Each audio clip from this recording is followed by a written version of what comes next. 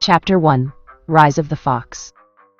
"This is good, isn't it?" said Big Boss, as he took an intact of his cigar, and closed his eyes for what he thought would be the last time at the sacred grave of the woman he considered to be his spiritual mother, known to all as the Boss. Jack could only smile in the fact the two would be together as a family again on the other side, regardless of it being in heaven, or more likely in hell after the people killed at his hands. He wanted to laugh at that, if he had the strength to smile anyway, and think of the entire Foxhound unit in general to be one big dysfunctional family with the Boss as the strong mother of them all, the Sorrow being the strange yet loving father, and Ocelot being the son by blood, while Jack himself was the stepson the Boss always wanted. For the extended family on Jack's side, it would have been Eva being his shy yet strong when required to fight of a wife, which meant solid, liquid, and Solida's snake being his children. The end result making the Boss a grandmother, which Jack knew would have made the strong woman happy, if only one of them. Most likely Solid Snake, being the most loved of the three snakes along with Frank Jaeger, was a lot like Jack in terms of surrogate son. And the same was also said for Solida's surrogate son Raiden. One must die, and one must live. No victory, no defeat. The survivor will carry on the fight. It is our destiny.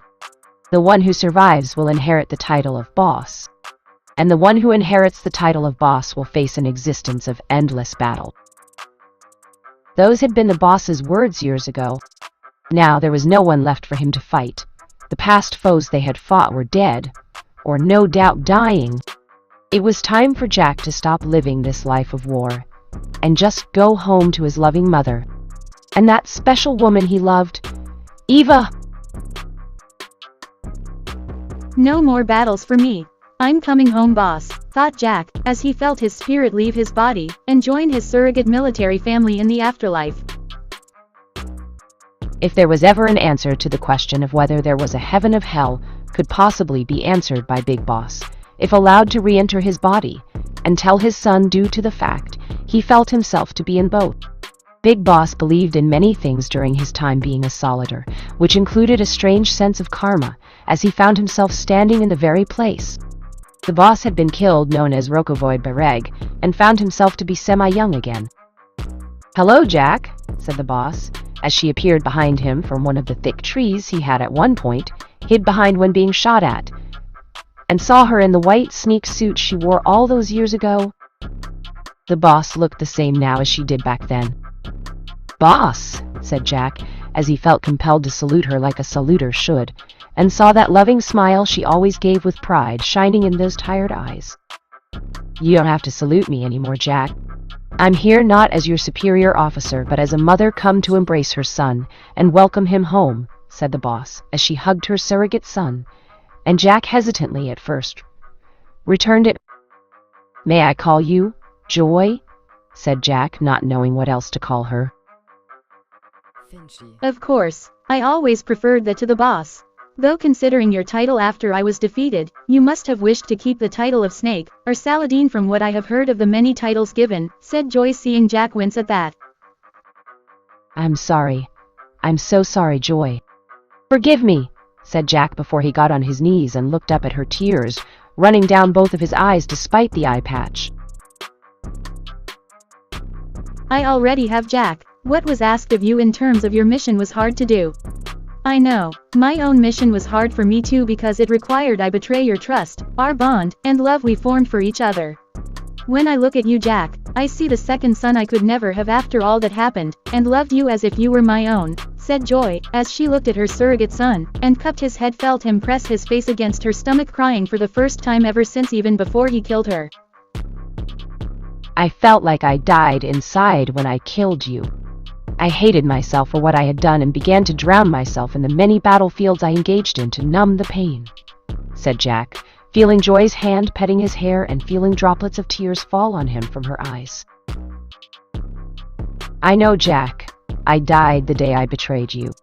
I knew the very second I threw you over the bridge that day, we could not go back to the way things were, and changed everything for us. But now we can put this horrible bloody chapter in our lives behind us, and not just because we're both dead, We can move past it because we want to move past it and mend the ties between us that we didn't wish to willingly break, said Joy, smiling down at her child, knowing that Jack was her son regardless of the asterisk mark next to that title that would state it was surrogate. Surrogacy be damned. He was her son in every sense of the word, and she'd fight anyone to the death who tried to challenge it. I only have one regret since that day when things broke between us on that bridge, said Jack, now slowly standing before Joy. What? Said Joy, wanting to hear what it was he regretted. Not joining you. When I learned you asked the old members of the Cobra unit to join, they jumped at the chance to follow, and part of me wished I had been asked too. If you had asked, I would have followed, said Jack, seeing Joy crying further now, and hugged him tighter. I was tempted. I was tempted to give you the offer knowing you would follow. But deep down I knew that if I did, you would never reach your full potential and become the great soldier I knew you could become, said Joy, as she had been tempted to say, join me, and have Jack among the ranks of Russian forces. But she knew in her heart of hearts that it would only hinder more than help him. A potential that is needed once more, said the Sorrow, as he appeared behind another tree with Ocelot, and Frank Jaeger doing the same with his body shifting from his human body to the exoskeleton he was given prior to the Shadow Moses incident. The Sorrow, Ocelot, Frank, said Jack, seeing the three of them smile at him. It's been a long time, Big Boss, said Frank, as his voice shifted slightly from normal to electronic when his body shifted to the exoskeleton ninja form he wore during Shadow Moses. Indeed it has, said Jack, shaking his surrogate son's hand. The afterlife has done wonders for your appearance, brother, said Ocelot, as he was no longer the elderly person he once was, and now wore his shoe uniform show the rank of a major, while having his short blonde hair with revolvers at key places along his hips to perform a quick draw. You too, brother, said Jack, grinning at his stepbrother. And the man returned it. What did you mean by Jack's skills being required again? Said Joy, as she had thought that once Jack finally died he'd be with them here in the afterlife, and be allowed to have peace. That was what Sorrow assured her would happen when Jack physically died. Time has no meaning here, Joy. You know that. Even as we speak, the world we've come to know has gone by in heartbeat, and everything we knew about our ways has long since been lost. The world no longer uses gun, but spiritual energy called chakra, and war has sprung up on multiple occasions with no real chance for peace to truly settle. Even the current peace the world has in effect now is impure, tainted, and poisonous, with what is holding it together being a thread as thin as a single strand of hair. The world needs a new big boss. Jack is needed in the world of the living to train another to one day become Big Boss, said Sorrow, seeing the shocked looks on both the legendary soldiers, and knew this was unexpected. But the Sorrow had seen what the world had become of itself without Big Boss. He had used his powers to see things as they passed by day after day, month after month, and year after year, until the world became as he described. While he agreed the world didn't have room for snakes in it anymore, the Sorrow also agreed with Joy when she stated the world had room for one boss, and it was time for a new one to reappear to stabilize the world. So I'm to be sent back to train someone to become the new big boss. My heir to the title, like Joy did with me, said Jack, not wanting to do that to anyone. It was bad enough his three sons tried already, while trying to kill each other. Not in the way you're thinking. More importantly, I've found you the promising student and these two beside me will assist in the child's training, said the Sorrow, seeing Joy and Jack looking at him like he was nuts. Maybe he was. Care to show me the student you chose before I make my decision, said Jack, as he saw the Sorrow nod, and saw the look of sadness on the man's face aimed at Joy for doing this to her. Of course, this is the boy in question, said the Sorrow, as he used his abilities to shift the environment around them to show a boy alone, in pain, and hated by those around him. What's the boy's name? More importantly, why is he hated? said Joy, seeing the events of mobs attacking the boy when younger, and saw Frank was straining himself from the desire to slash these people to pieces, even though they weren't in the physical plane of existence to do it. His name is Naruto. Namake's Naruto to be exact, but was given his mother's maiden name, Uzumaki, by the Sandaime Hokage. And the reason he's hated is because of the nine-tailed demonic fox named Kyuubi, currently sealed inside of him. One of the key differences between the world we know and this one that we don't. His father performed the sealing, wishing his son to be seen as a hero, but the people wouldn't let that happen, and have made his life miserable ever since, said the sorrow, seeing the looks of rage on the faces of his family, looking at the memories of events long past. "Why didn't you bring this to our attention sooner upon my arrival?" said Jack, seeing the sorrow end the painful show they just watched. "Because I didn't know about it until recently, when I sensed a rift between this realm and the living after the boy recently used the fox's powers in a moment of rage. The boy is loyal to those around him, but I fear it is loyalty forged by lies, with the truth being held from him, and it will no doubt be his undoing," said the sorrow, sadly, seeing Jack now narrowing both eyes, though only one was seen by the former Cobra member.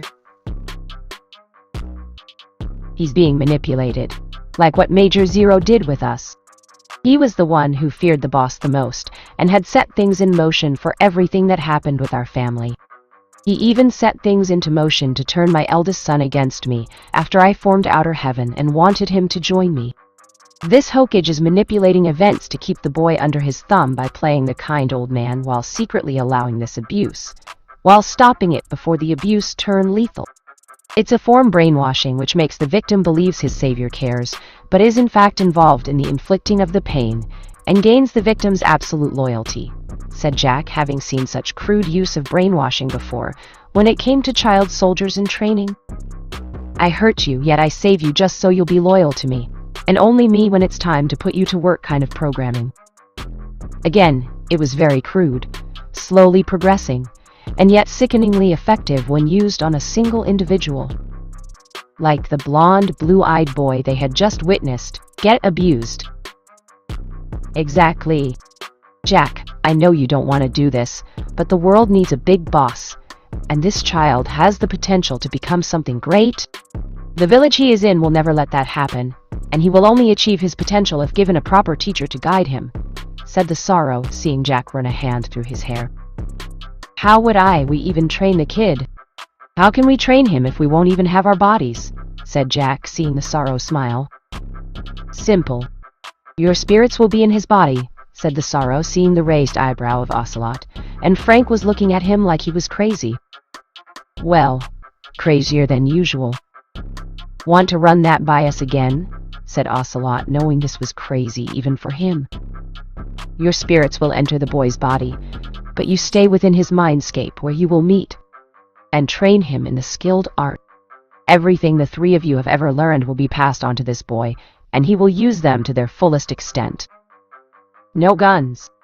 I know you said they don't use them in the world now, but I don't want to teach the kid how to make and fire one," said Jack, not wanting to bring about such weapons that could easily kill people.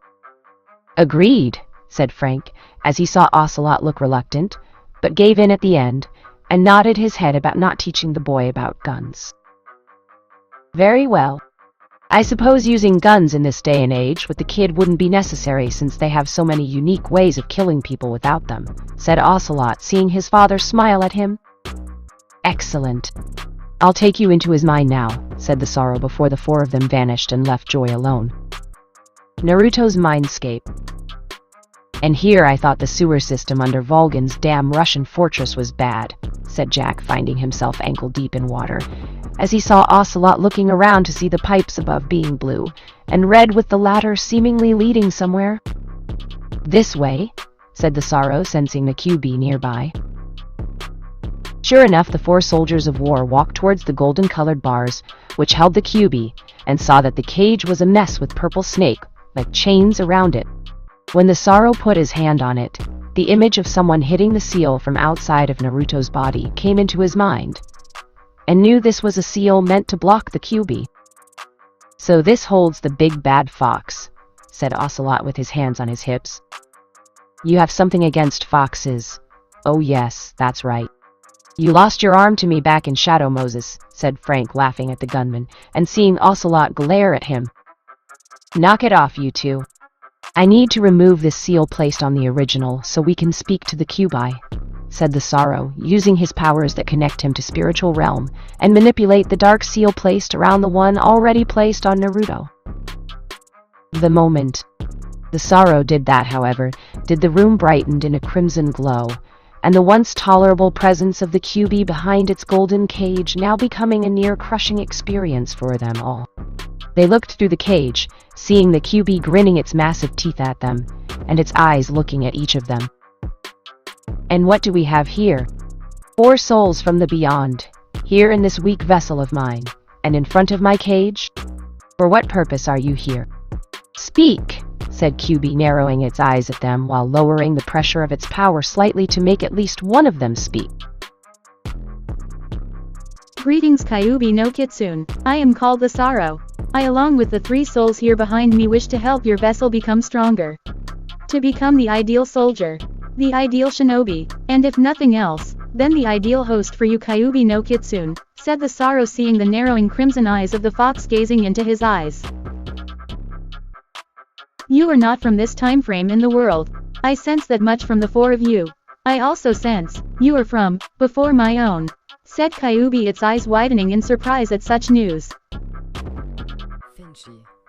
Yes, each of us is a master of warfare from the days of old, before you were ever created by whatever means breathed life into your form. These 3 behind me are the best that ever existed in their time in the world's bloody history in terms of war. With their help, you will have vessel worthy of his status in being your host, and will not bow to the fools within this village, said the Sorrow, seeing the Kyubi's eyes burn with fury at the slight mentioning of the leaf. Those arrogant fools! I hate this village for what they have done to this boy in order to make him weak and twist his mind to their whims. It sickens me, said Kyubi, as it had seen the boy's memories, tried to talk to the child on more than one occasion about the lies told, but the seal was stopping such a chance, and it was just so damn infuriating. Give them the chance to teach your vessel and break free of this village's hold on him by showing him the truth needed to break the chain of lies, said the Sorrow, seeing the fox looking at him now with those fury-filled eyes burning with what seemed to be the power of hell itself. Very well, now that the snake's seal on this damnable seal is removed, I will use this moment in time to bring the boy here, and let him know what is going on, said Kyubi while closing his eyes to concentrate using what power he could on the boy. With Naruto outside of his mind.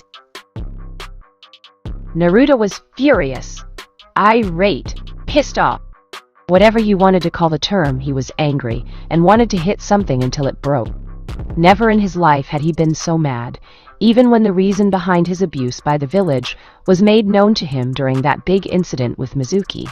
And that was saying something? Why? Because his fucking teacher, the also great Hatake Kakashi, had decided it was better to teach Sasuke alone, and not train both his 2 students who made it to the Chunin exam finals. That wasn't the worst of it either that made him so angry. Flashback. What do you mean I can't see Sasuke? Said Naruto, as he wanted to see his teammate, and this bitch of a lady wasn't going to let him see the Uchiha. You are not allowed to see him, demon. Now get out of here before I call security and they make you leave here in not such a walking state, said the woman, sneering at the boy with disgust. Don't worry, I will escort him out, said Kakashi, appearing behind Naruto and put a firm hand on the boy's shoulder before turning the boy away. Why? Why is it that you, Sakura, and all of Sasuke's fangirls can be allowed to see him with me, being the only exception? Or do I really need to ask?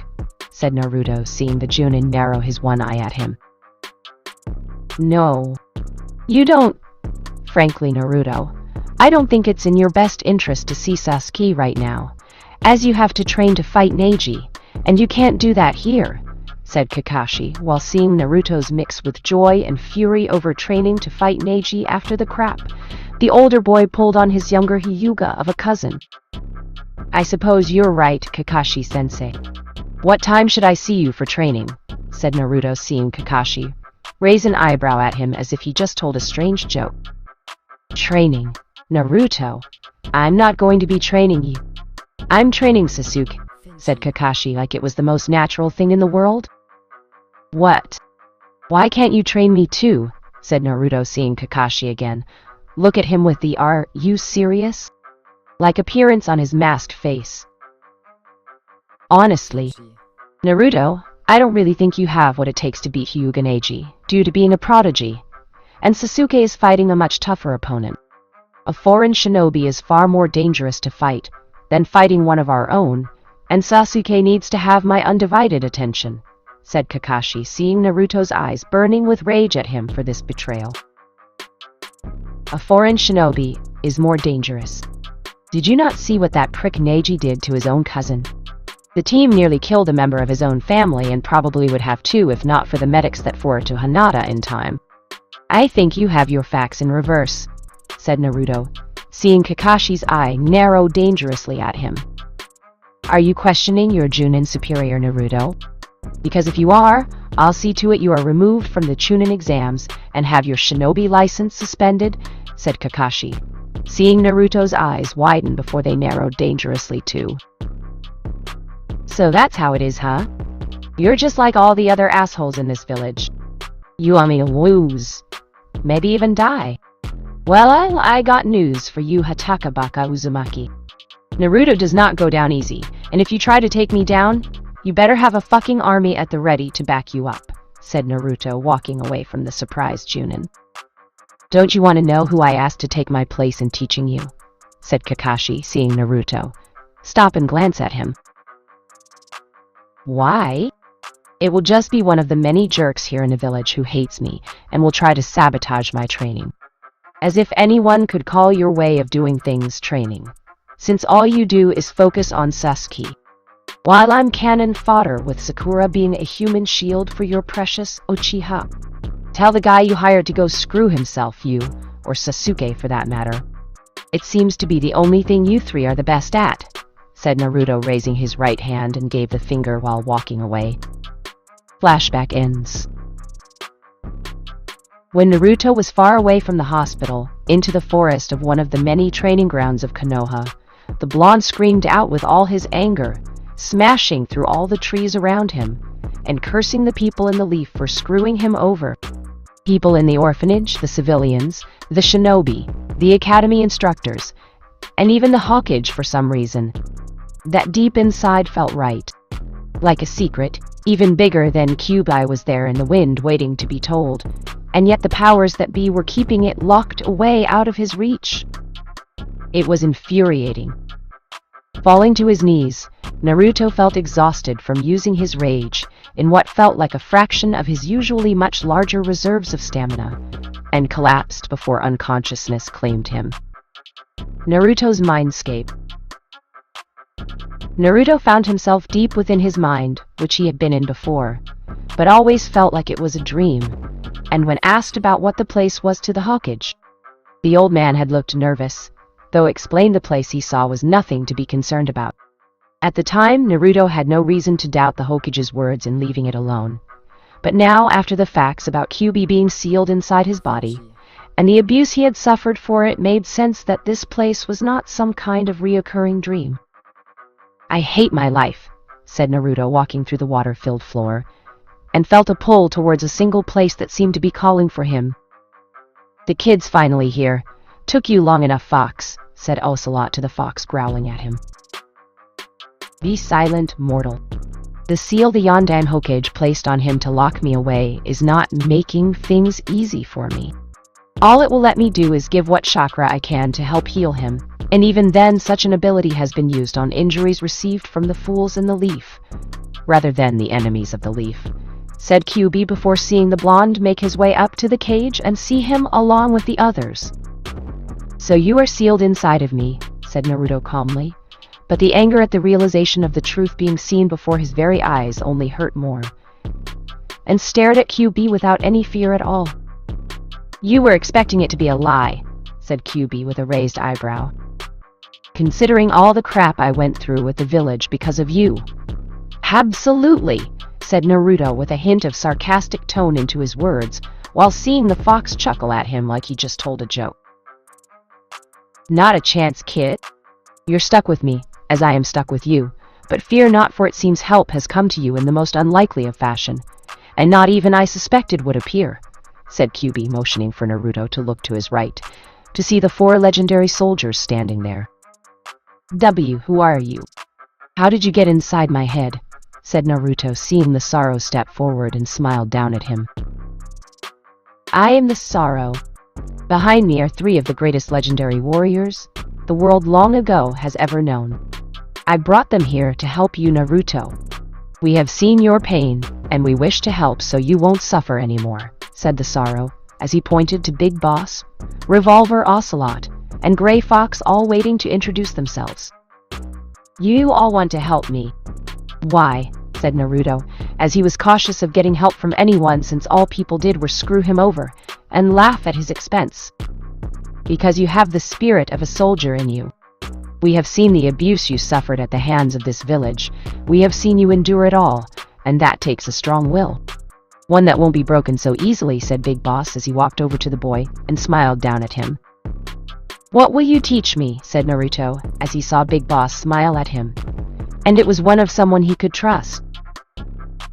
The ways of strategy, survival skills, espionage, CQC, which stands for close quarter combat psychology, the use of short-range weapons, and how to destroy things, said Big Boss with Ocelot standing next to him, and Naruto felt like he was looking at the male version of Mitarashi Anko. I'll teach you how to deceive others into believing what you say. You're good already at that, but with my help you'll become a true master of deception, and fool even the most perceptive of people around you. In addition, you'll learn the way of interrogation and torture in order to break a person for information that enemies may possess. You may feel bad about the idea now, but the methods I will teach you will help in the people you wish to protect in the near future, and help defeat your future enemies, said Ocelot, as all his years of experience torturing people for information, now taught to the creative mind in front of him, would be able to take things to untold levels, and make the blonde boy very notorious in his art. As for me, I will teach you swordsmanship using my special kind of sword, which is a high-frequency blade that cuts through anything at a high rate of speed, and then stealth combined with it to kill your enemies in utter silence, said Frank, as he saw a lot of himself in Naruto, and wished to see the boy achieve his tri-potential like Big Boss did with him. Sounds cool, though I feel it's going to be painful, said Naruto, hearing them chuckle, knowing that statement was indeed correct. Not only that, but you'll be training to use those jutsus your world has, and focus on bettering your chakra control, since that too will need work. Though considering you have so much, the need to control it doesn't seem to be a real issue, and we can focus on that when we can, said Big Boss, as he had seen through Naruto's memories, which he had to admit were boring, and yet they were the basics needed to get started on unleashing the kid's potential. What about him? Said Naruto, pointing to the Sorrow. Sadly, I cannot train you in my own skills, since I am merely a transporter of spirits, a medium if you will, and my power cannot be taught. Do not worry though, young one. These 3 here are more than qualified to help you. Listen to everything they say and you will become stronger than you could ever imagine, said the Sorrow, seeing the boy nod with determination in his eyes. Good. When I face Najitemi in a month, I'm going to make him pay for nearly killing Hinata-chan, and make him regret it, said Naruto, as the image of Neji hurting Hinata to the point of near death appeared in his mind, with everyone saw the young girl around the boy's age fighting her older and stronger cousin, knocking her down despite the many times she got back up. This girl reminds me of Eva. Shy, yet when the time came to fight, she could hang with the best of us, and did what needed to be done. What is it with shy, yet strong women that attract the most fearless, yet most traumatized soldiers, and make our hearts ache with our blood boiling inside with a need to see justice done on their behalf? Thought Jack, as he thought of Eva, and then thought of Meryl when it came to his eldest son being the same way. Don't worry kid, you'll get your payback, and more when we're done training you, said Ocelot, as he saw what the others did, and knew this girl was a lot like the people they themselves knew in connection to Naruto. I want to get started. Right away, said Naruto, seeing the 4 nod, but then the Sorrow started to fade away, and continued smiling at the boy. I must go. I have done what was needed to be done. When you leave your mind Naruto, you will have the ability to hear Big Boss, Ocelot, and Frank Jiger talking to you inside your head. To speak back, merely think the words, and they will hear you speak as if they were standing right next to you.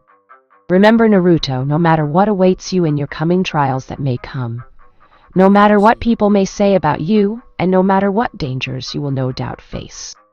Know this simple fact: the spirit of the warrior will always be with you, said the sorrow as he faded from their sight, and Naruto missed the man already. Okay, Naruto, time to enter the real world and do some hardcore training. From what I saw of your memories before you came here, the ability to use shadow clones was one of the few jutsus you learned, and literally become a one-man army. Start with that, said Big Boss, seeing Naruto nod, and leave his mind to find himself back in the forest where he fell unconscious. Not to question your orders or anything right away, Big Boss Sensei, but what will an army of shadow clones do? Thought Naruto, picturing Big Boss frowning slightly.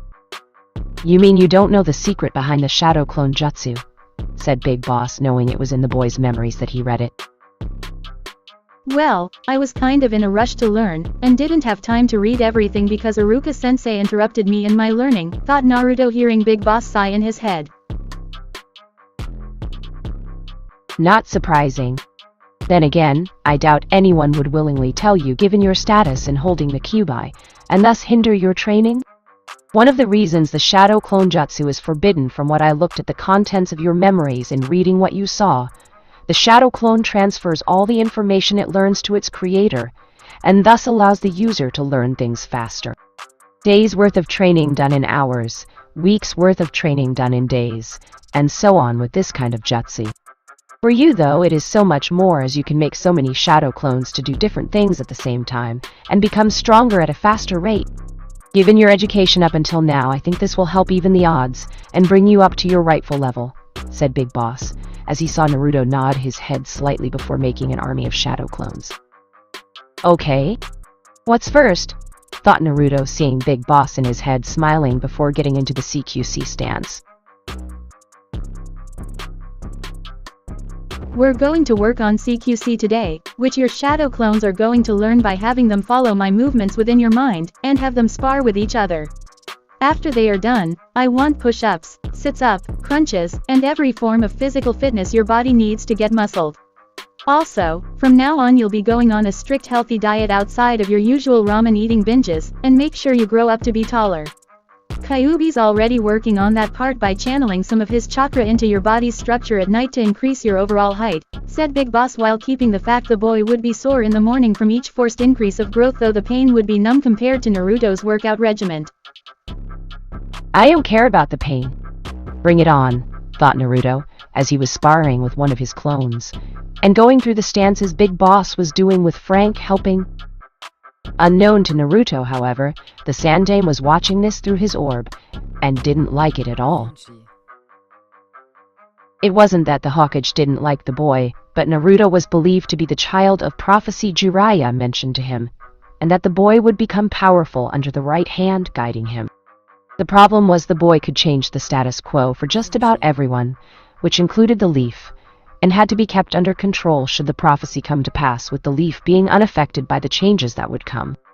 Hence why he allowed things to happen the way they did with Naruto being abused, but then saved at the last minute, and giving the needed kindness to the boy in the assurance his loyalty would never be questioned. What are you up to, Naruto? What is that fighting stance? It's like the Hyuga gentle fist, but his hands are too close, and curled up like they are ready to grip something. Could you have made contact with the Kyuubi? Thought the Sandame, as he had to be careful not to provoke the beast inside of Naruto during the attacks, which had some trial and error moments with the boy not remembering anything he had unknowingly done to his attackers.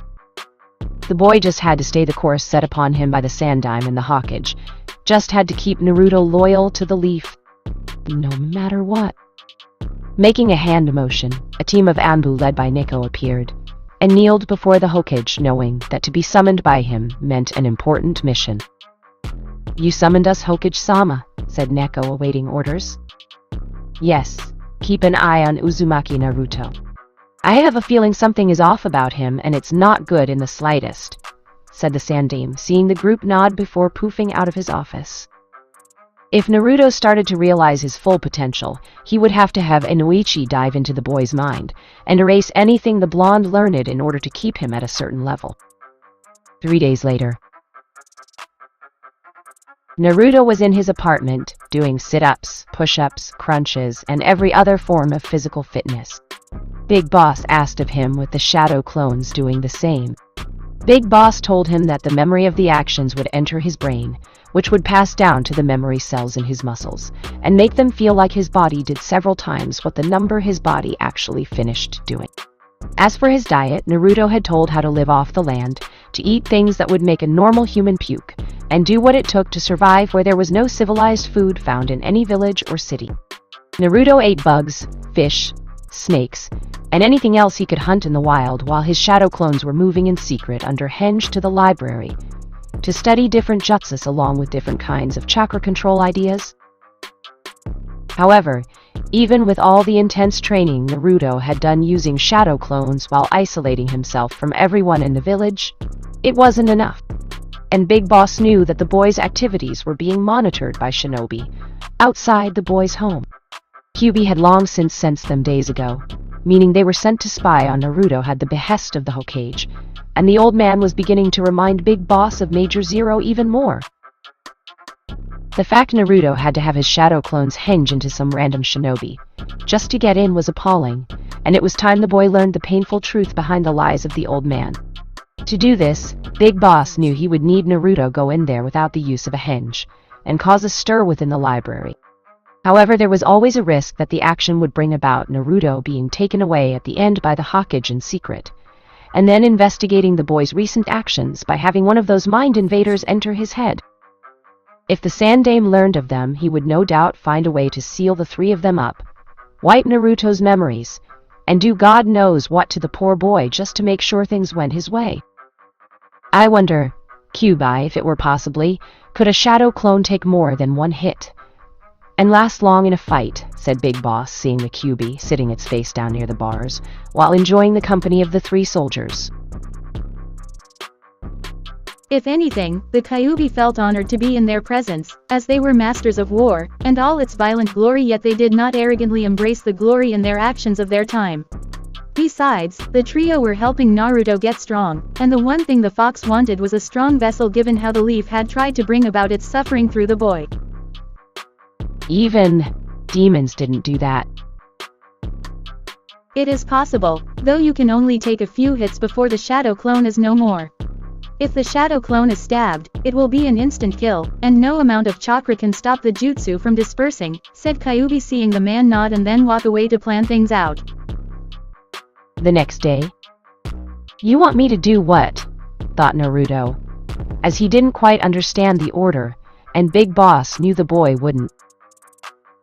It's simple, make a shadow clone with my spirit inside of it. Don't worry, kid, if by some chance the shadow clone is dispersed by combative means, then my spirit will transfer back to your body. And that will be the end of it, said Big Boss, seeing Naruto nod his head before performing the jutsu, while picturing the legendary soldier inside the clone's body. Did it work? Said Naruto, seeing the shadow clone move its finger for a second and then perform a henge into Big Boss in his military trench coat, wearing a suit and tie with steel-toed combat boots. Sure did, kid. Feels a bit weird, but nothing I can't handle, and I warn you the truth about what we're about to do won't be pretty, said Big Boss, seeing Naruto shrug. When has my life ever been pretty? Said Naruto, seeing Big Boss smirk before they walked into the village, made their way to the shinobi library. Go in first. I'll come in behind you after things start to heat up, said Big Boss, as this trap would need proper bait, and what better bait than live bait to spring this trap. Hey! You can't come in here, beast, said a pink-haired woman who just happened to be Sakura's mother, and local bookworm Haruno Sally. Says who? Said Naruto, knowing what needed to be done. Says me? I run this library, and we have a strict no demons allowed. Now get out of here before I call in some shinobi to make you leave, and we both know they won't be subtle when they do, said Sally, as she gave the boy a death glare, and didn't have any problem raising her voice for others to hear. The more people witnessing the brat's ass getting kicked out of the building, the better was the pink-haired woman's state of mind. "Is there a problem?" "I heard yelling," said Big Boss calmly, walking into the building with his hands folded behind his back and standing beside Naruto. No problem, sir. Just some delinquent trying to make a mess of things here. Please, be rest assured, he will be thrown out and punished accordingly," said Sally as she saw Naruto glaring at her, and made a mental note to tell her superiors of the demon's sudden need to be defiant. "I think there is a problem considering the raised voice yelling in here. From what I heard outside, it was you causing problems and making a huge scene," said Big Boss, seeing the woman gasp in shock, outrage, and then anger at accusing her of that. "This boy is not allowed in here. It is our policy to keep him out, and I intend to uphold it," said Sally, seeing Big Boss raise an eyebrow at her. "Really? This is the Shinobi Library, correct? And judging from this boy's headband, he is in fact a shinobi, and thus should be allowed to be in this building to look through things pertaining to his profession," said Big Boss, seeing Sally's head, looking redder and redder by the second in anger. "You don't know the circumstance behind this monster, which, if you knew, would make you want to stop defending him and remove his person from the building yourself," said Sally, seeing Big Boss was intrigued. "Really? Care to share with me the circumstances?" said Big Boss, while smirking at the now hesitating woman, since she clearly expected him to leave it alone. I can't, not with that thing there, and even if I didn't, there is a law in place to prevent me from telling you. Trust me, that thing is a demon, and is not welcome here by the order given to me to keep him out, said Sally, hoping her answer would suffice. "On whose authority? Not yours, from what you just said. Someone higher up, perhaps," said Big Boss before sensing Neko's Ambu team behind him, and Naruto. "Is something wrong, Haruno-san?" said Neko, seeing Big Boss turn slightly to look her with his one good eye. "Thank Kami you are here. This thing is trying to gain access to the Shinobi Library, and this Baka is trying to help him," said Sally, hoping these Ambu would detain the man and hurt the demon for her.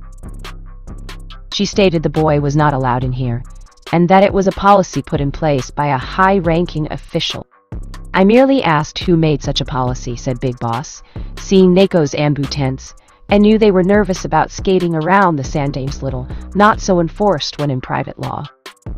"If there is a policy put in place, then it must be honored, and the boy cannot be here for whatever reason," said Neko, knowing she would have to speak to the Hokage about this. "But how am I supposed to train in order to defeat Hyuga Neji at the exam finals? It's like sending a single shinobi against a cage, along with his entire army while using only one kunai," said Naruto, speaking up now in his defense like they planned. "Shut up. You're not going to win, demon, and I hope you die when the Hyuga uses his gentle fist to stop your heart," said Sally before Big Boss moved swiftly and smashed her face into the desk she was standing over. "Please do shut up. Your voice is very annoying," said Big Boss, as he let go of the head smashed into the desk, and face filled with wooden splinters with blood leaking onto the table. "Was that part of the plan? Either way, I like it," thought Naruto, as he was impressed by the man's skilled ability to do something so devastating, and yet seemingly so simple. "You'll have to come with us, sir," said Neko, having never seen someone move with such executed precision since the Yondaime years ago. "Not until you tell me why there is a policy meant to keep one of its shinobi out of here and from learning," said Big Boss, seeing the Ambu tense. But before a fight could break out, the Sandame Hokage appeared and looked at the legendary soldier, gouging eyes. "You're causing quite a disturbance here, my friend," said the Sandame, eyeing the man, and then looking at Naruto, while seeing the boy seem to have matured more without him. Knowing, "Just helping out the kid here. Seems this bitch behind us didn't want the boy through in order to learn things for the upcoming Chunin exam finals. Claimed there was a policy regarding his entrance here, and that he was to be denied access no matter what. What do you make of that?" said Big Boss, eyeing the Sandame carefully, and saw a flash of some form of emotion in his eyes for a brief second. Unfortunately, such emotions moved too fast for him to determine, and saw the Hawkage try to play the role of the loving grandfather. I don't know of any such policy, and there shouldn't be one. Rest assured, I will get to the bottom of this, and find out who made such a thing happen, said the Sandaime, though it was clear from Big Boss's years of military training that the old cage was lying. Then you won't mind that Naruto can look through the scrolls here and learn what's in them, said Big Boss, seeing the Sandaime frown slightly and clearly looking for some kind of excuse to stall such a thing.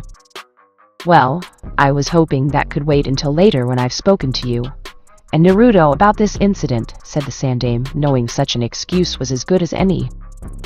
Or you could just ignore it myself and let the boy continue on with his training for the Chunin exam finals, said Big Boss, seeing the Sandaime's facial muscles fighting to form a frown. I suppose that is one way at looking at it, but I would like to speak with you at a later time, Naruto, and about why you have been avoiding me lately since the preliminaries, said the Sandaime, seeing the boy's eyes narrow slightly, but not all the same, and the Hokage knew he had to tread carefully with the blonde now. Sure, old man. Just give me a day or two in order to adjust my training schedule, said Naruto, putting on his goofy grin facade, knowing the Hokage would believe it. Seeing the Hokage nod, Big Boss saw the Anbu take Haruno Sally away to the hospital to have her face healed, and with the Sandaime soon leaving too. Smirking, Naruto made a whole army of shadow clones, and then had them head straight for the sections of the library, where they could learn everything they needed while huddling in a corner of the building to learn without interruption. You saw what I saw, I take it. The Sandaime Hokage of yours is not the kind old man he makes himself out to appear, said Big Boss, walking with Naruto, having discreetly left the building for a more secluded place to talk in private about different things, while he was still outside of the boy's body. I saw it, but it's still hard to believe, and yet, deep down, I know it's true, said Naruto, as he had seen the signs of the Sandaime not being the great man the blonde once looked up to, and then the explanation Big Boss gave about the crude brainwashing done to instill loyalty into the young Uzumaki. Big Boss explained to Naruto that if the Sandaime Hokage was indeed in a position of absolute power, then why not keep the boy's status of being a demon vessel to the Kyuubi a secret and provide a better protection detail for him in the early years?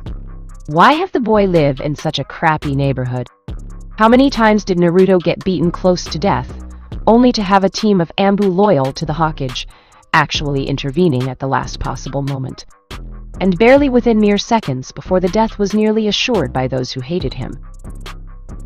The painful and truthful answer: the Sandaime wanted to manipulate the boy into being loyal to him and the village in one fell swoop.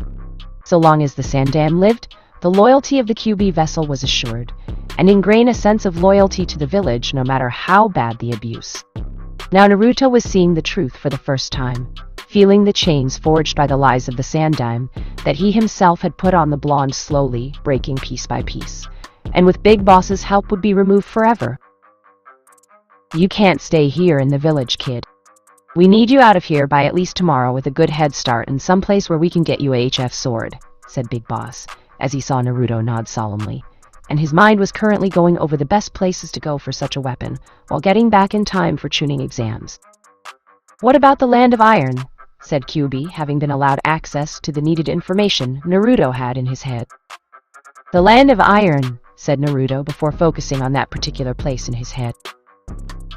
It's not run by shinobi, but rather samurai, and they can make the sword based on the designs you specifically ask for, said Kyuubi, seeing Frank nod his head at the idea, since samurai blacksmiths were bound to their honor when making special custom-made weapons and not revealing them to anyone. He'd have to leave tonight? Have a shadow clone here with another one being Big Boss so he can speak with the Hokage tomorrow and reveal how much of a liar the man is while stalling for time until you can get out of the country, said Frank, seeing the others nod, knowing this would be opportunity they needed for Naruto to see the truth in its purest form behind the mask of lies. I know some of the best ways out of the village. Kind of had to when being hunted by villagers and shinobi into the forest so I wouldn't get beaten up, said Naruto, knowing anyone seeing him would see a conversation happening between Big Boss and himself. Then we will use them. Pack light, only what you need. Also wear the clothing you two were secretly able to get to replace your old orange jumpsuit, and throw any pursuers off your trail, said Big Boss before he went poof, having run out of chakra to sustain his body. Okay, old man. Time to show you why the fox is always one step ahead of the hounds, said Naruto. Using the quote used many years ago, Big Boss told him. Hokage's office the next day. The Sandaime sighed as he rubbed his forehead for what felt like the umpteenth time this morning into the afternoon, and waited for the boy to come here in order to explain some things to him. Of course, the Sandaime knew Kakashi was going to favor Sasuke, which he in fact wanted not just to appease the masses and the councils.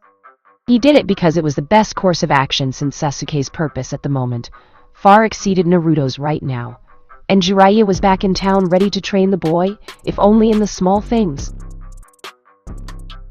First, Naruto would have to lose to Neji, further humble and humiliate the blonde boy's will to get stronger into submission to make him believe only those in the leaf could help with the dream of becoming Hokage.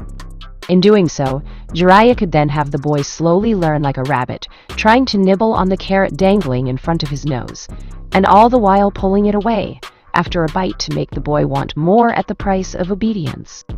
In the even Naruto got strong too fast, the Sandaime had told Jiraiya to divert from Naruto's training to focus on his research, or even updating his spy network. Hey old man, said Naruto, kicking the door open, greeting the Hokage with his usual cheesy idiotic grin, and sitting down in the chair across from the old man. And Big Boss sitting right beside Naruto, seconds later having brought up the rear behind the blonde, while giving nothing away with his clearly veteran of war-like face. Hello Naruto. And you too, yeah, said the Sandaime, after he realized the name of the man across from him was never given earlier. Jack. Just call me Jack, said Big Boss, wishing he could smoke at the moment, but kept his urge in check since this wasn't his body, and there were no cigars around.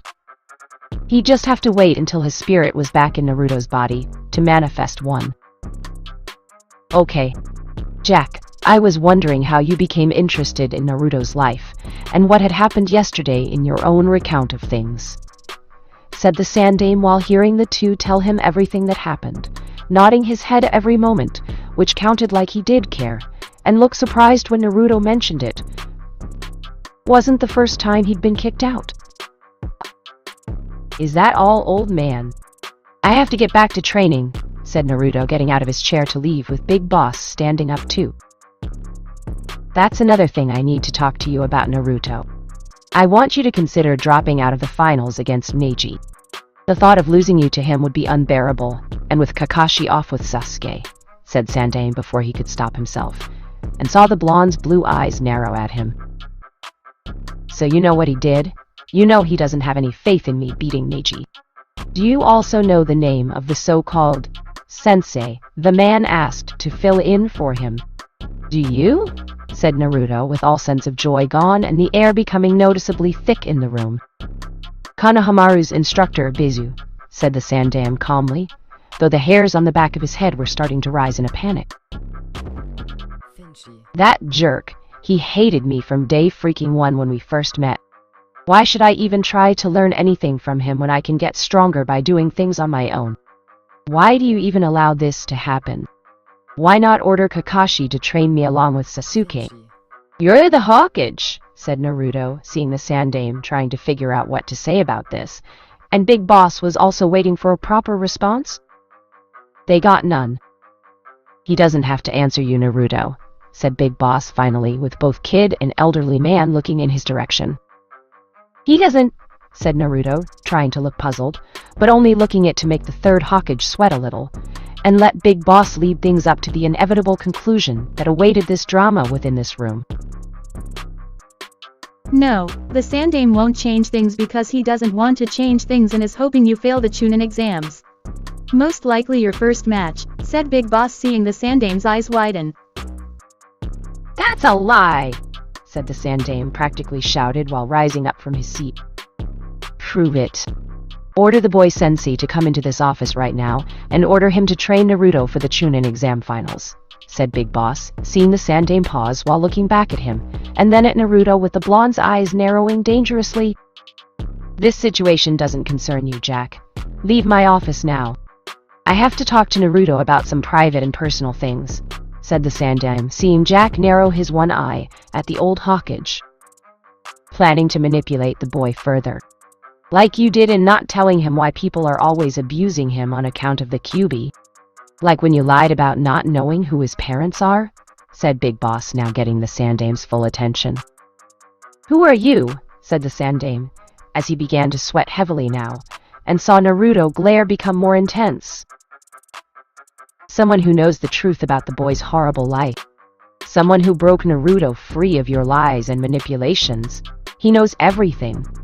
Naruto will no longer serve you, said Big Boss, seeing the Hokage's face now having a panicked look to it before the old man threw the hidden kunai in his sleeve at the legendary soldier, which hit its mark in piercing the man's skull, and then going poof to reveal Jack was just a shadow clone in henge form.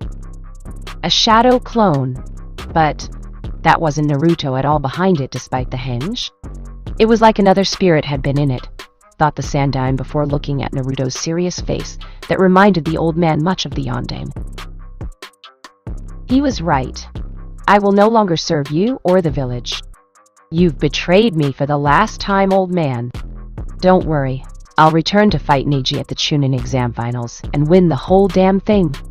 However, after that event is over, you can expect my headband on your desk, and my resignation from the league. I'm going to be a mercenary.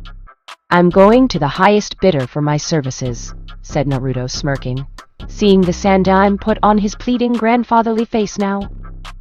Don't, Naruto. Please reconsider. I know I should have done better, but...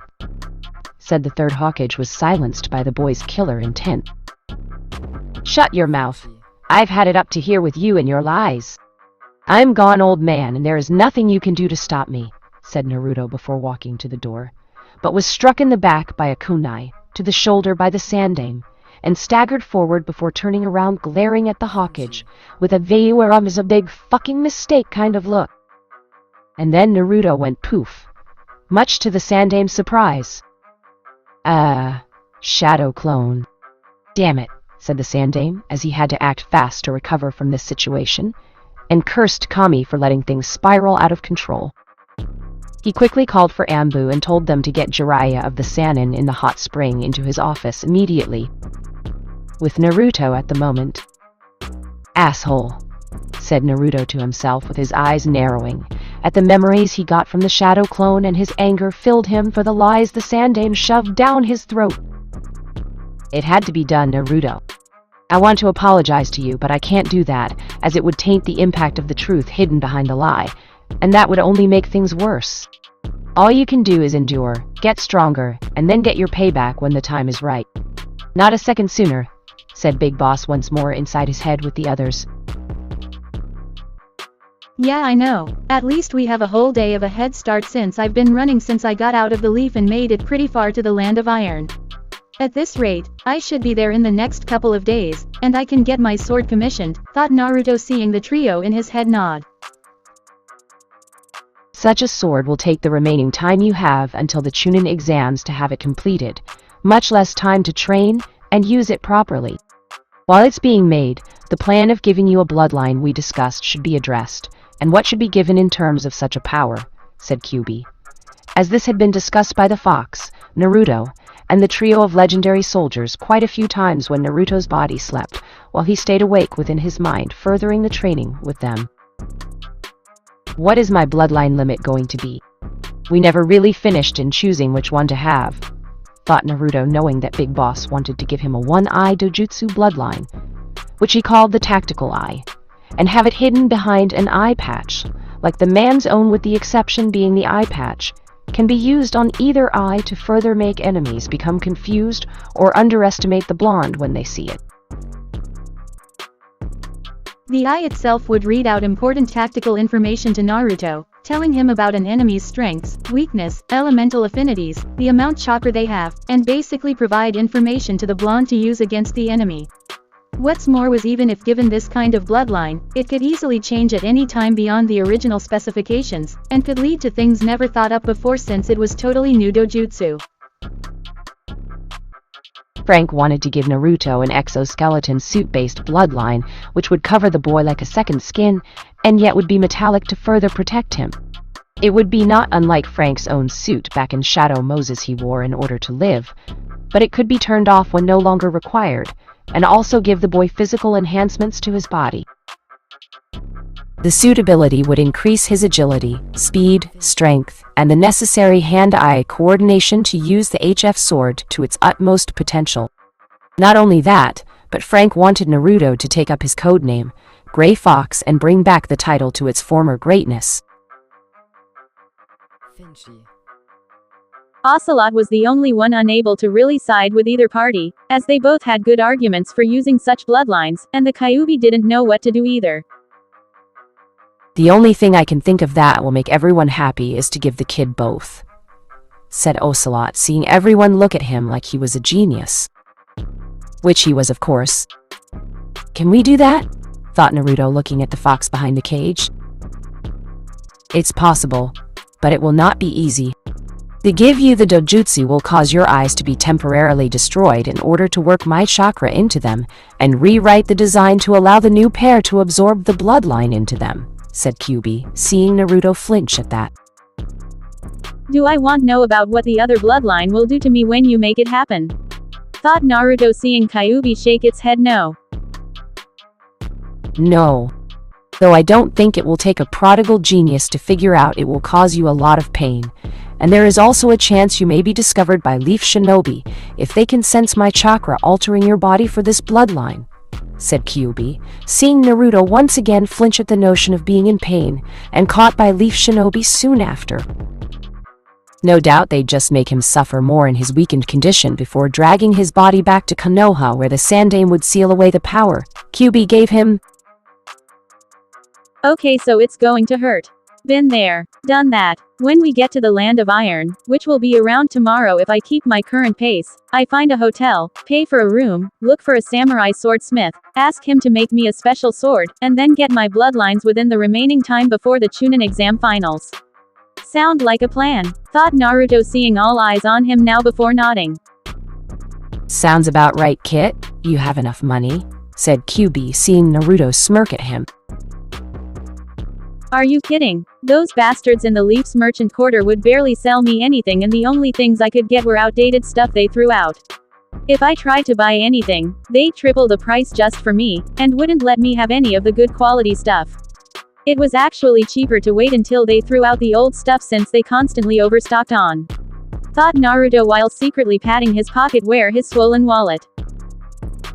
Kyuubi grinned at the irony of it all, as he knew the others inside the boy's head did too, and that the Leaf wouldn't know what hit them until it was too late. Konoha Stadium Day of the Chunin exam finals. The Sandaime found himself unable to keep his scowl hidden while staring down at the arena before him, as he saw all the participating shinobi with the exception of Sasuke, and Naruto with neither boy in sight. Of course, Kakashi was going to be late with the Uchiha, which was not unexpected given the Junin's infamous reputation for being late, and no doubt would have Sasuke be late with a flashy entrance. What bothered the third Hokage was Naruto was nowhere to be found, which was something in itself if the Toad Sannin's notorious spy network was unable to locate an orange jumpsuit-wearing blonde who yelled a lot and loved to eat bowl after bowl of rap. The only reason the Sandaime didn't disqualify Naruto now was due to the kunai in his office yesterday with a note attached saying the fox is always one step ahead of the hounds that hunt him. It took all of the Hokage's cunning to keep the news of Naruto's seemingly non-existent presence in the Leaf for nearly a whole month a secret, and keep any rumors about a strange shinobi of some kind with experience in war taking a unique interest in the blonde after that incident at the shinobi library. He's here. I can feel it in these old bones of mine, thought the Sandaime before looking over at the Kazekage, who was really Orochimaru in disguise, and decided to start the Chunin exams now in order to see how things play out. Will Uzumaki, Naruto and Hyuga, Neji come forward? Your match starts now, said Genma as he saw Neji was there, but not Naruto, and wondered where the kid was. He won't show up. It was all talk, thought Neji while smirking at his apparent victory without even the need to lift a finger and see Hinata's suffering increase, knowing her so-called inspiration was nothing more than a fraud. His musing on the matter were interrupted though, as a figure walked into the stadium, wearing a dark trench coat. His clothing in the sunlight had a silver metallic sheen to it, and the wind just happened to be blowing just right for his entrance. Everyone's eyes now focused on him now, as he walked into the arena floor across from Neji, stopped several feet away from the Hyuga, and turned to fully face the older boy. You didn't think I would miss this, did you, Hyuga Neji? Said the figure with his one eye covered in an eye patch, with the lower half of his face covered in dark face paint, giving him a more intimidating appearance. Uzumaki Naruto, said Genma, his eyes widening at this kid, who was nearly Neji's height, if not that, or slightly taller, turned his head to stare at him. Don't call me that name. I am lightning that flashes in the darkness. I am the blade that pierces the shroud of lies. I am the fox among the hounds. Call me Gray Fox, said Naruto, as he would go by Naruto to those who were close to him, but his code name would be Gray Fox for everyone else that didn't until told otherwise. Though in truth, Naruto had also wanted to be granted the title of Big Boss like Jack had been given, and prove himself in the trials to come in order to make that dream a reality. In the stands, the people were tensing at the title, believing the seal had broken, and the QB had finally possessed its host, despite all their actions to the contrary, in forcing the boy into submission to stop it. They had believed with a submissively weak host, the QB would think twice about possessing the boy, and submit to their whims no matter what. Now they were seeing the fox had broke free of its leash, made its vessel strong, and wasn't going to submit like they had wanted from the start. Their only hope now was Hyuga Neji putting an end to this demonic uprising and put the QB in its place. This is Naruto. He's so different, thought the various members of the Rookie Nine and their senseis present for this match. I don't care what you call yourself, loser. It is your destiny to lose to me. It is your fate that I be the one to crush you like the weak thing you are. Just like I crushed Hinata-sama in our match in the Chunin preliminaries a month ago, said Neji, getting into his gentle fist stance, while Naruto just smirked. I cut through fate like a blade, Hyuga Neji. Something you are going to learn in a very painful manner, said Naruto, throwing off the trench coat, and then taking his sword at his hip into his hand before stabbing the ground with it. Before taking a few steps forward and getting into CQC, fighting stance. What heresy is this? Why are you mocking the Hyuga clan's gentle fist? Said Neji with anger clearly in his voice. Oh, you mean this. This is a form of taijutsu. I learned in the last month among the many different things I spent doing without the prying eyes of this village, watching my every move, and is far older than the gentle fist of your oh so prestigious Hyuga clan. So it's not really mocking at all. You say it's my destiny to lose to you. We'll see if that's true after I beat you in the very field your clan is known to have the advantage in, said Naruto, grinning and letting out a cruel chuckle while his tactical eye behind his right eye began feeding him information about Neji. Hyuga Neji versus Uzua Gray Fox. Ready? Fight, said Genma before Neji charged forward, intent on ending his opponent quickly. He can't win. Neji's the prodigy of his clan.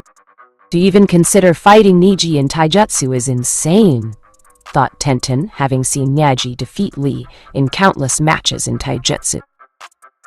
Troublesome.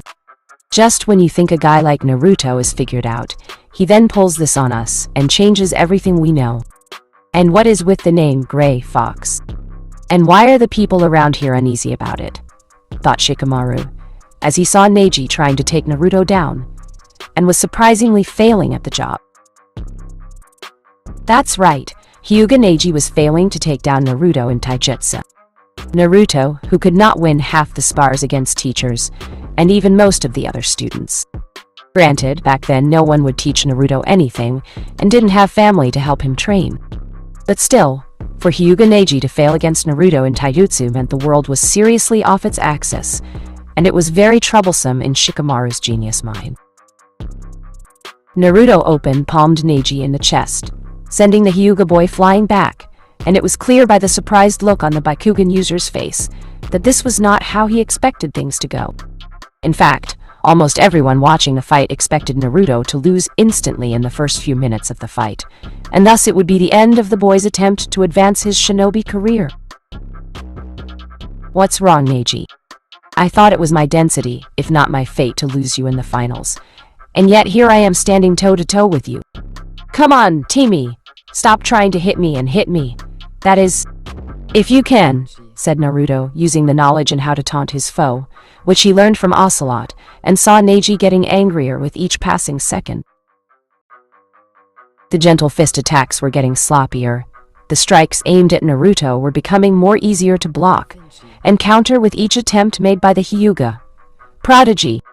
Naruto, for his part, had decided to end this battle, as he waited for Neji to get in close again, and broke the older boy's arm after grabbing it before following up with a flying knee to the gut that sent the Hyuga branch family member flying back while skidding across the ground. You shouldn't be able to defeat me. You are nothing. Just a fool. A weakling.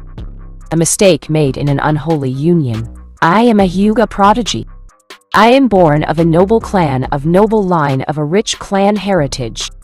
You are beneath me, said Neji, getting up while holding his arm while blood leaked from his nose and down the sides of his mouth. You're not the first one to tell me that. Practically everyone in this village hates my guts and has tried to make me submit in some shape or form. Even the Hokage in secret has been trying to keep me under his thumb because of what I am, which you don't know, and the parents of our generation can't say. You want to take me down. Now's your chance. Take it, said Naruto, smiling a cruel smile like Ocelot showed him, knowing it would just anger Neji further. Die, you weak excuse of a shinobi, said Neji, as he used his remaining hand to lash out at Naruto, but the blonde caught and broke that limb too before being backhanded in the face, the sound of his jaw being broken.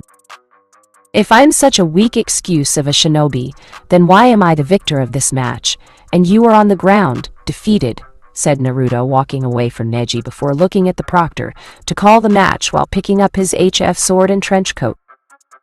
Hyuga. Neji is unable to continue.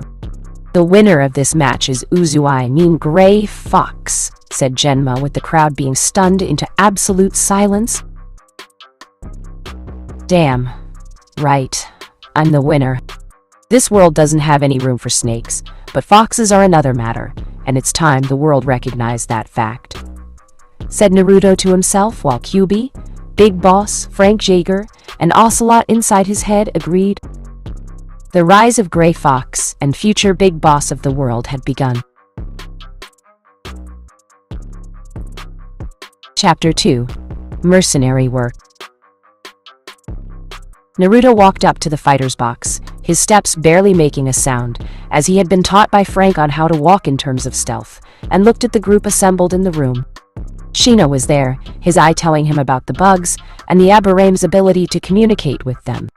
Kankuro with his puppets, which according to the tactical eye had blades dipped in poison, and told him to be cautious. His older sister Tamari had her strength lying within her iron fan, which upon removal would make defeating her much easier, and while there was a sense of taijutsu skill, Naruto was certain she was not skilled enough in that field to take him. To the right of Tamari, the ever-lazy yet intelligent Nara Shikamaru was watching him with calculating eyes, as his strength lied within his brains, and shadow possession-based jutsus. His weakness was moving when he didn't want to be moved, which was mostly all the time. But Naruto knew never to underestimate a Nara, as they were entrusted to come up with brilliant strategies and hone their minds through countless games of shogi. Not that far away from Shikamaru, but still possessing his own bit of distance, was Sabaku no Gaara, who was eyeing him with a mix of interest and bloodlust in those sleep-depraved eyes. Aside from Sasuke, Teamy, we're missing someone, and while I don't care for the asshole, I would like to know where Sound's own mummy man is, said Naruto, seeing none of the people in the room, knowing while only Gaara's eyes narrowing slightly. Why do you want to know? Said Gaara, speaking at last after some long silence. Do I need a reason? More importantly, were you the one who killed him? Said Naruto, seeing Gaara smile an evil smile, and saw the shocked faces on everyone else. What makes you say that? Said Gaara, though the smile never left his face. Because I know how you are when provoked, Gaara-san. I was there the day you arrived in Leaf, when you threatened your older brother with the ending of his life after he was talking back to you. If Mummy Man so much as looked at you wrong, which most likely he did, I would bet a year's worth of ramen at my favorite restaurant to eat that you killed him on the spot, and since the guy was from a minor village, I'm going to assume no one really missed him, said Naruto, seeing Gaara's smile increase further. You assumed right. Ray Fox, said Gaara, surprising everyone with the exception of the boy's siblings. Why do you all look so surprised? After all, the two of us are like kin, and have the same kind of curse placed upon us by our own village, said Naruto, seeing Gaara's eyes widen, and the smile leave him. What is your number? Said Gaara, seeing the confused looks on everyone's faces. 9, said Naruto, looking at Gaara with the tactical eye telling him about Shukaku, the ability to use the sand, and while it was good defensively, it had the weakness of being slow. Of course, the fight Gaara had with Lee in the preliminaries a month ago showed that, and the concept of using water to make it slower also appeared in terms of strategy. With enough water hitting Gaara's sand, much less his very body, the sand would turn to mud and make him vulnerable to attack. I see. Then you must be the strongest of all of us. I will look forward to fighting you and proving my existence, said Gaara, seeing Naruto smirk. I'll look for you on the battlefield, said Naruto, walking over to the balcony to see the people still shocked by what he had done. Will Sabaku, no Gaara, and Uchiha Sasuke please make their way to the arena? Please, said Genma, since it was for the best that this thing continue. Time to make some noise, said Naruto, seeing Gaara just nod and vanish to the arena floor. After a few moments, it was clear Sasuke was not going to show up, and only would if it would be at a significantly later time of his choosing. Naturally, the people wouldn't care on account of his clan, and no doubt the Hokage would go along with it since it was clear where the old man's loyalties truly lied if he came down to choosing between him or the Uchiha. Uchiha Sasuke's match with Sabaku no Gaara is postponed until later. The next match is Sabaku no Kankuro vs Aburame Shino, said Genma, seeing Gaara frowning at the clear disrespect the Uchiha was showing and vowed to make the clearly arrogant boy suffer if they crossed paths. Proctor! I forfeit my match, said Kankuro, getting boosts from the crowd while calling him a coward. Okay, will Nara, Shikamaru, and Sabaku no Temari come down for your match? Unless, of course, either of you wish to forfeit your match, and we can continue on to next fight, said Genma, seeing Temari come down ready for a fight. Unlike my brother, I'm ready for mine, and the only question now is, does my opponent from your village feel the same way? Said Temari, seeing Shikamaru sigh lazily. Troublesome. I don't want to fight, especially against a girl. What is it with me getting picked to fight girls? I think I'll just said Shikamaru before he was literally kicked in the ass over the railing onto the arena floor. Same old Shikamaru. Still using all the muscles in your head and not the others in your body when they count, said Naruto, grinning at down yet not out Shikamaru. Damn you, Naruto. If you weren't so troublesome, who am I kidding? It's even more troublesome to do anything against you than not, said Shikamaru before a now impatient Temari decided to do something about his lack of showing involvement in their match, even though the match didn't officially start yet. Come on, fight! Aren't you a man? Said Temari, seeing Shikamaru dodging her attacks very well for a usually lazy person. She had no idea how much practice he got dodging his mother, who incidentally uses the same kind of manner of swinging metal objects at him like the eldest Sabaku sibling was doing now, and thus gave the Nara a chance to anticipate some of the strikes. Dad was so right when he said all women were troublesome. If you don't fight a woman, then you're not a real man. If you do fight a woman, then you're a heartless man, and in all likelihood should be put down like a dog. Why are women so double standard? Ow, said Shikamaru, getting hit by Tamari's fan and sent flying. Some of her strikes, not all of them. Time to meet your maker, said Tamari, leaping into the air to bring Hama Iron Fan down on Shikamaru. I met her this morning. She's much scarier than you. I give up, said Shikamaru, as he dodged her attack at the last moment and saw the woman was not happy. Neither would be his mother much later when he saw her, but that was life, and right now Shikamaru preferred to live for a few more hours. Nara Shikamaru gives up. The winner is Sabaku no Tamari, said Genma, seeing Tamari was not pleased with Shikamaru giving up and clearly wanted to bash his face in. Figures. Shikamaru, you coward. Oh well, if she didn't beat him up, his mother sure will, and what's worse is they live in the same house. I don't know who to feel sorry for.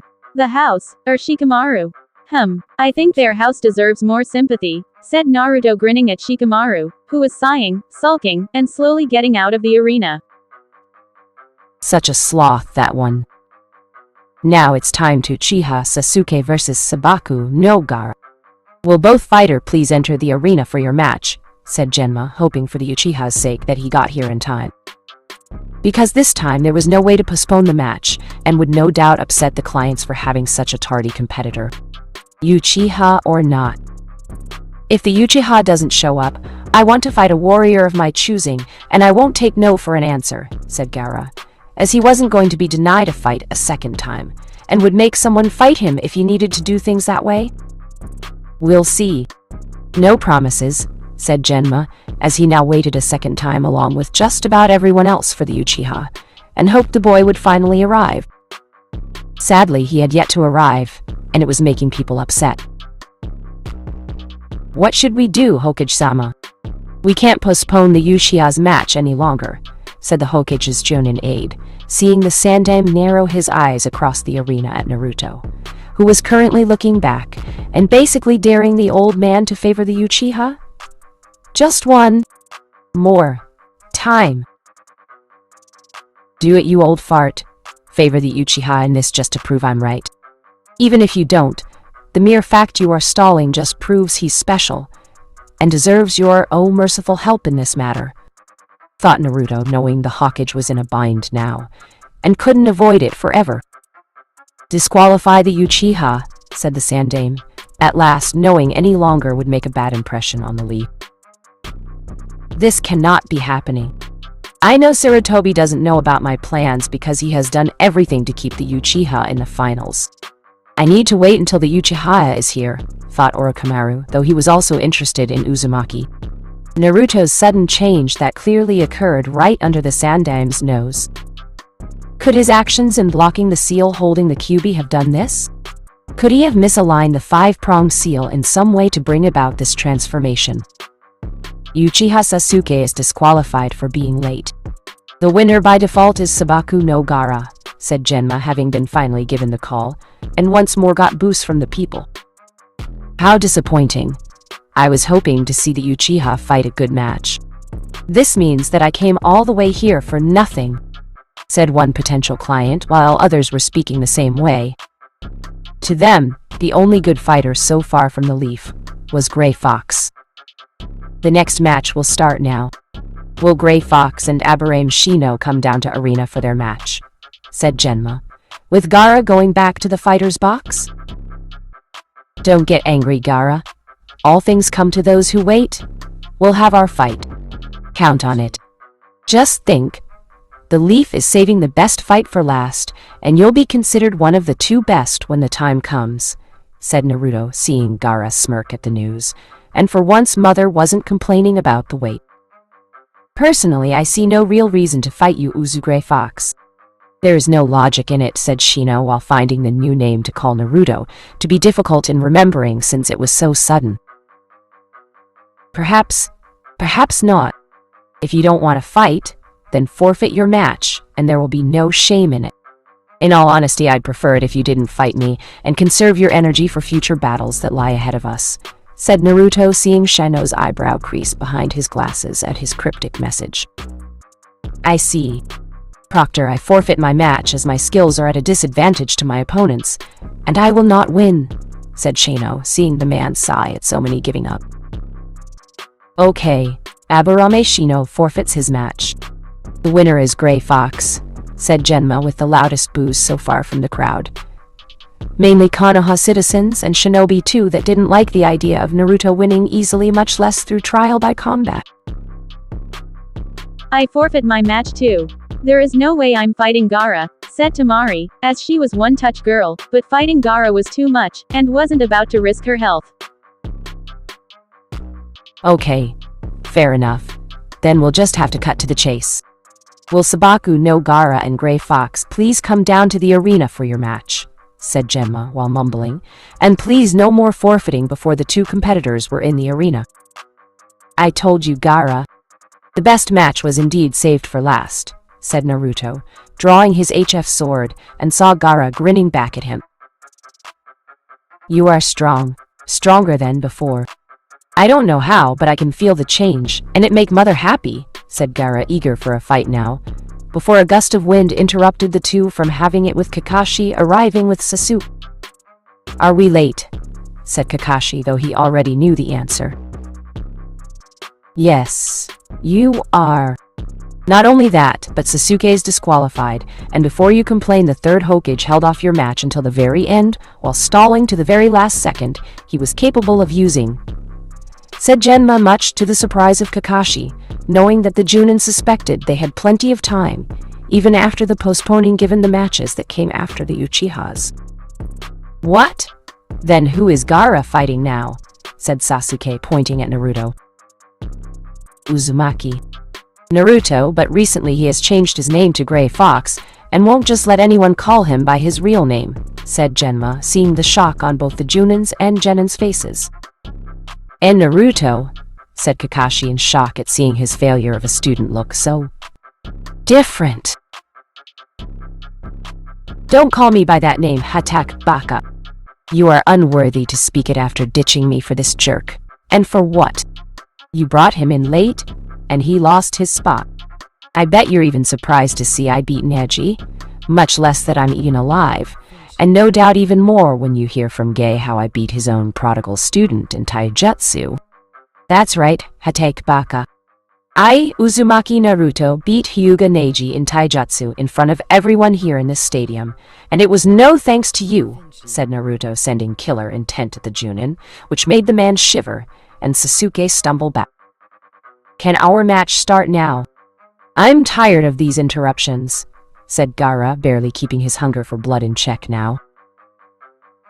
You took the words right out of my mouth, Gaara.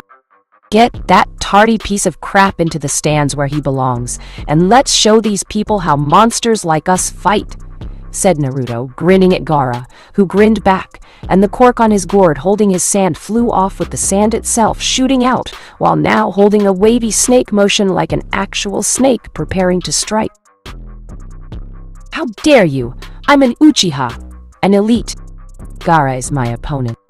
It you who should get lost, loser, said Sasuke, taking a step forward, but the combined killer intent of the two demon vessels was staggering now, with their patience with the Uchiha becoming razor thin.